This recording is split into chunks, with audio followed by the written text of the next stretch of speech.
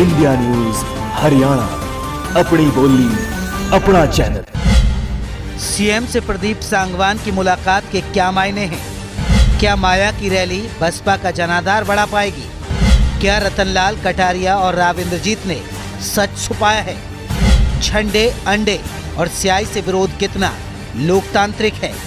दिग्विजय और सुषमा की जुबानी जंग में क्या सच भी छुपा है? बड़ी बहस लाइव शाम 7 बजे। रहा था 10 साल तक लोगों ने वोट दे दिया। बहुत बढ़िया बोल रहे हैं तमर जी, बहुत बढ़िया बोल रहे हैं।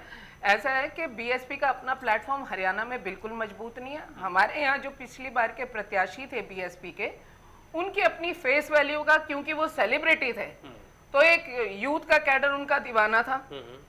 क्रिकेटर रहे हमारे जो वहां से उन्होंने लड़ा, चेतन शर्मा जी थे, और उनके साथ और 2 समीकरण साथ जुड़े, जिसकी वजह से उनकी यहां तक उनकी कार्रवाई पहुंची। नहीं तो बाकी जगह पर ये लोग मेरे हिसाब से शायद तीसरे स्थान के बाद ही बैठेंगे। ठीक है, अब आप कहें मुझे क्या मेरी 2 बातें, खासतौर से भिवानी महेंद्रगढ़ के बारे में भी, क्योंकि मैं 2 बातें साहब ने आपत्ति जाहिर की, त्रिकोणीय मुकाबला किस तरह का दिखा। ठीक है सर, सुन लेते हैं, एक बार सुन लेते हैं। मेरी 2 बातें हैं। प्रदेश में बीजेपी का तमर साहब हो गया, सुन तो लीजिए। देखने की बात है, वो राज में कर रहे थे, सब लोग राज में थे।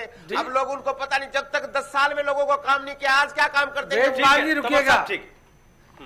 बीजेपी का जो वोट परसेंटेज था और बहुजन समाज पार्टी का, बीजेपी का जो वोट परसेंटेज था वो 10% था पिछले विधानसभा के और लोकसभा के चुनाव में, परंतु जो बसपा का जो वोट परसेंटेज है वो 15% है। एक तो सीमा जी, मैं आपको ये बात, ये तथ्यों के आधार पर कह रहा हूं मैं आपसे, जो बिल्कुल कागजों में लिखा हुआ है। एक बात। दूसरी बात, आपने अभी जो फरीदाबाद के जो पूर्व उम्मीदवार थे बसपा के, चेतन शर्मा, उस व्यक्ति ने 1,23,000 वोट या 1,13,000 14,000 वोट ली, और उसके बाद वो भारतीय जनता पार्टी ज्वाइन करते हैं। 1,14,000 वोट लेने वाले व्यक्ति को आज भारतीय जनता पार्टी भूल गई है। आज उस कैंडिडेट को भाजपा की मीटिंगों में बुलाया तक नहीं जाता। आप अपनी पार्टी को कैडर बेस्ड पार्टी कहते हैं। जिस व्यक्ति ने 1 लाख से ऊपर वोट लिए हो, उसको आपका जिले का अध्यक्ष मीटिंगों में कॉल नहीं करता, आपका लोकसभा का प्रभारी उनको मीटिंग में बुलाता नहीं है, तो आप किस प्रकार से कार्यकर्ताओं को इज्जत देना चाहते हैं? जो चेतन शर्मा, मैं गलत कह रहा हूं तो मुझे नहीं, आप गलत नहीं कह रहे, लेकिन चेतन शर्मा जी अपनी जो उनकी रूटीन का वर्क है, वो उसमें इतने व्यस्त रहते हैं कि उनका अपना समय दे पाना बहुत कठिन है। वो खुद समय राजनाथ जी उनको फोन करके नहीं दे पाते हैं। राजनाथ जी ऐसी बात नहीं है, मैं खुद उनको बुलाती हूँ, मैं उनको खुद। आपका उनका रिलेशन पारिवारिक है। आमू जी बिल्कुल सही आपने तथ्य दिए हैं। और जहां तक बहन तिरखा जी का सवाल है, ये भी ठीक कह रही है, फेस वैल्यू, इसका मतलब है इन्होंने कांग्रेस में जो फेस वैल्यू थी उन्होंने उनको अपनाया है। खास तौर पे जो फेस, क्योंकि इनके पास अपने कैंडिडेट और राव नरबीर सिंह आज अपने घर बैठे हुए हैं, उनको मनाने वाला नहीं है। हम जरा एक और सवाल की तरफ चलते हैं। हमने सवाल ये भी उठाया अपनी बहस पे कि दिग्विजय और सुषमा की जो जुबानी जंग हो रही है, उस जंग के मायने क्या है? क्या इस व्यंग और तर्क में कोई सच्चाई तो नहीं छिपी है?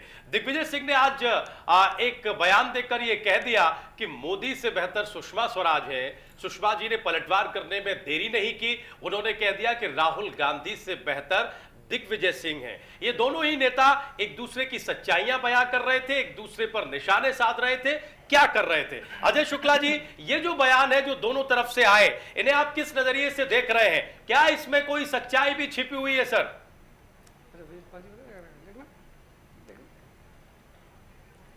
बिल्कुल। बीते दिनों का यदि आप परिप्रेक्ष्य ले लें तो आपको एक चीज नजर आएगी कि भारतीय जनता पार्टी में भले ही नरेंद्र मोदी को पीएम कैंडिडेट के रूप में प्रस्तुत किया हो, लेकिन जो वहां 2, 3, 4 नेता हैं वो अपने आप को सेकेंड ऑप्शन के रूप में मान के चल रहे हैं, और वो तमाम तरह से कोशिश कर रहे हैं, जिनमें भारतीय जनता पार्टी के अध्यक्ष राजनाथ सिंह भी शामिल हैं, सुषमा स्वराज भी शामिल हैं, जो खुद को प्राइम मिनिस्टर कैंडिडेट के तौर पे मानती हैं।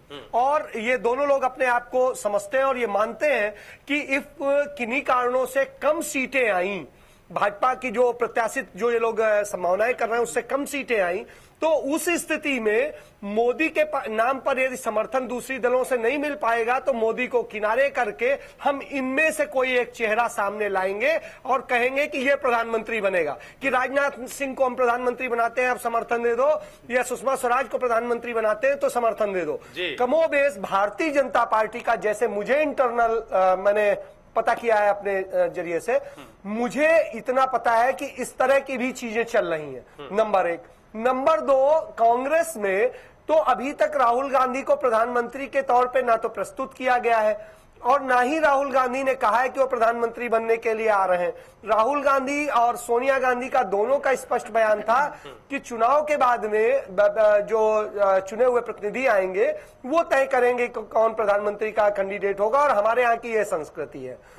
तो कमोबेश ये इस तरह से, और दिग्विजय सिंह के बारे में हर कोई जानता है, वो हर चीज पे कोई ना कोई एक टिप्पणी करने के माहिर माने जाते हैं। तो इस तरह से करके कमोबेश एक जाल फंसाने और कहीं ना कहीं अंदर की मंशा दूसरे की प्रदर्शित करने की पूरी भावनाएं एक दूसरे पर जाल फेंकने की कोशिश है। हम अम्मू जी से टिप्पणी लेंगे, लेकिन उससे पहले हम रामनिवास जी, चूंकि ये इन दोनों मामलों से थोड़ा सा अलग पड़ जाते हैं सियासी दल होने के बावजूद, रामनिवास जी आप इन बयानों को किस नजरिए से देख रहे हैं? दिग्विजय सिंह कह रहे हैं कि मोदी से बेहतर है सुषमा स्वराज, सच्चाई बयां कर रहे हैं वो या जाल फेंक रहे हैं। उधर से सुषमा जी पलटवार कर रही हैं कि राहुल गांधी से बेहतर है दिग्विजय सिंह।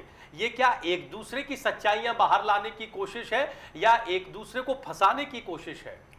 लोकतांत्रिक देश है हमारा, और लोकतंत्र में जब इलेक्शन होता है तो इलेक्शन में एक दूसरे पर आपेक्ष और पर वो लगाए जाते हैं। ठीक है, रही बात इस बयान, आरोप तो आप खूब लगाते हैं, लेकिन तुम तारीफ देख रहे हैं। नहीं, तारीफ टैक्टिक्स क्या है? ये वो हमारी क्या इशारा कर रही है? ये इशारा कुछ नहीं है, सिर्फ और सिर्फ एक दूसरे को ये करने के लिए है कि भाई वो जो इन्होंने, खास तौर पे एक बात बताऊं, बीजेपी वाले कहते हैं मोदी की हवा चल रही है।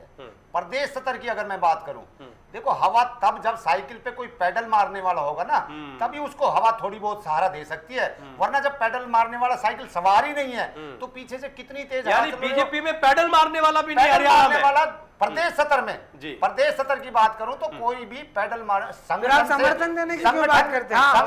ये सवाल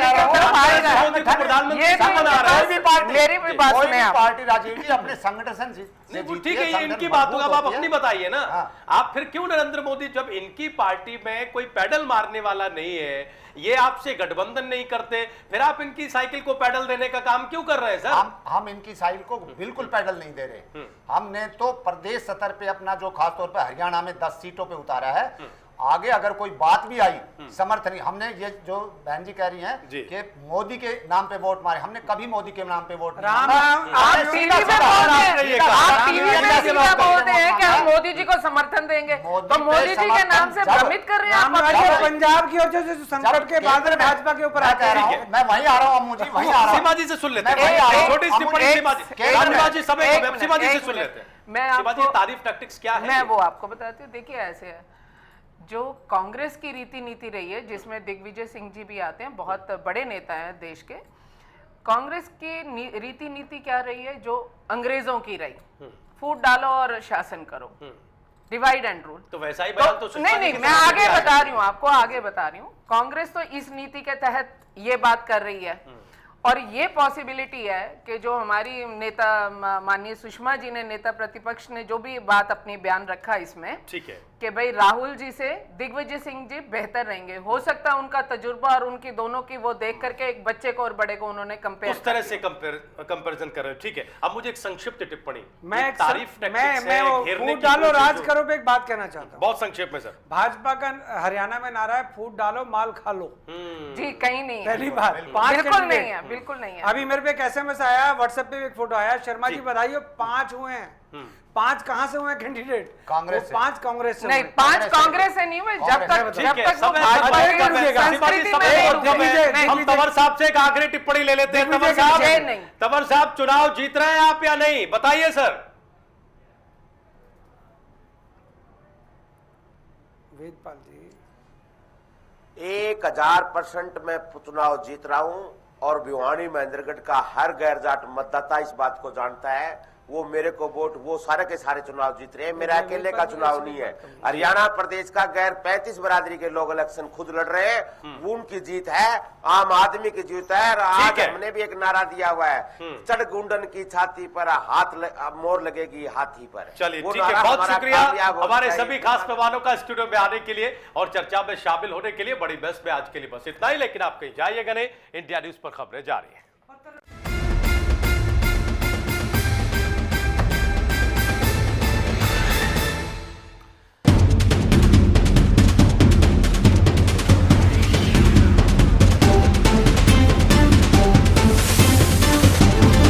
इंडिया न्यूज हरियाणा, अपनी बोली अपना चैनल।